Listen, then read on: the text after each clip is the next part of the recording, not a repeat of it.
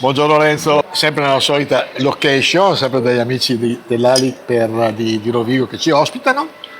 Cari telespettatori o spettatori, cari amici del telefono, voi sapete che il professor Maggi ha fatto un servizio sui vari comuni della provincia di Rovigo, che si chiama la cosa dei comuni, come l'hai chiamata? La voce dei paesi. La voce dei paesi. Che l'ho fatta in collaborazione con la voce di Rovigo. In collaborazione con la voce di Rovigo. Chi comprava la voce di Rovigo trovava dentro la voce del paese, tal dei tali, tal comune.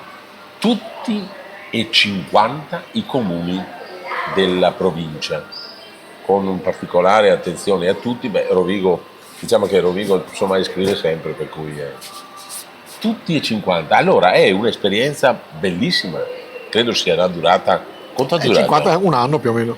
Più o meno 52 settimane, un anno. 52 settimane. Ed era molto bella. Allora, domandiamo, professor Maggi, da questa bellissima esperienza anche approfondita sui caratteri, perché lei che è bassopolesine centrico si sarà reso conto che un servizio a Ceneselli è diverso da uno a Scardovari. A Scardovari è un servizio a, che so, Bosaro e un servizio a Taglio di Po sono due cose diverse. Ci racconti di questa bellissima esperienza? Allora, l'esperienza è stata interessante, tanto perché ho conosciuto una serie di comuni che non sapevo neanche esistessero, specialmente diciamo come confine Rovigo, da Rovigo in su, se tiro via Badia e Lendinara gli altri non li conoscevo.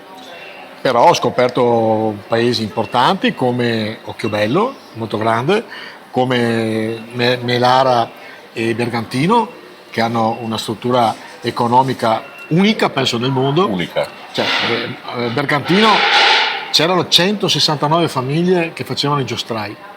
Cioè, quindi questo penso non ce ne siano tante, forse in qualche paese della Romania.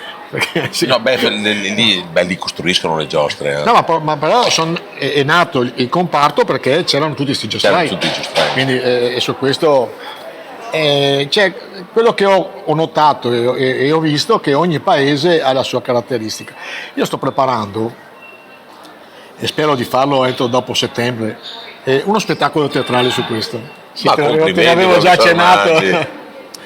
Complimenti, i miei più vivi complimenti. Secondo me viene fuori una cosa simpatica, perché poi è una cosa che l'ho vissuta, quindi so di quello che parlo perlomeno.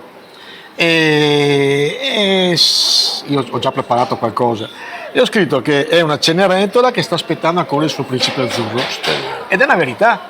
Cioè noi un altro comune denominatore di noi polesani, che non cambieremo il nostro paese con un altro paese, però ci piace parlarne male, quindi come si dice nelle famiglie, mi piace dirne ma non sentirne. Lei ha individuato una caratteristica che abbiamo e che non palesiamo, ma è vero quello che lei ha detto.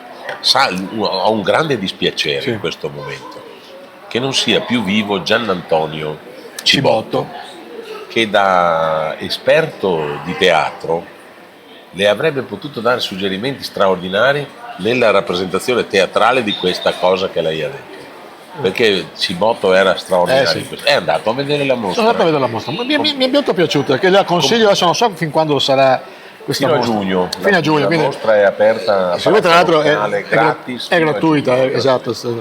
E a me è piaciuta. E poi si viene a conoscere questo personaggio un po' strano, cioè nel senso molto che originale, molto originale. Non so se rappresenta bene il polesano, cioè non so neanche quale potrebbe essere la figura che rappresenta il polesano.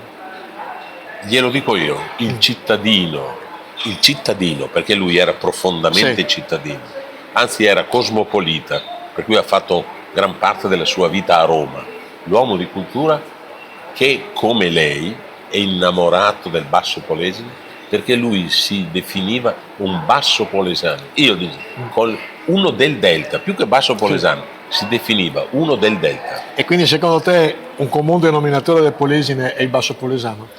No, non ho detto questo.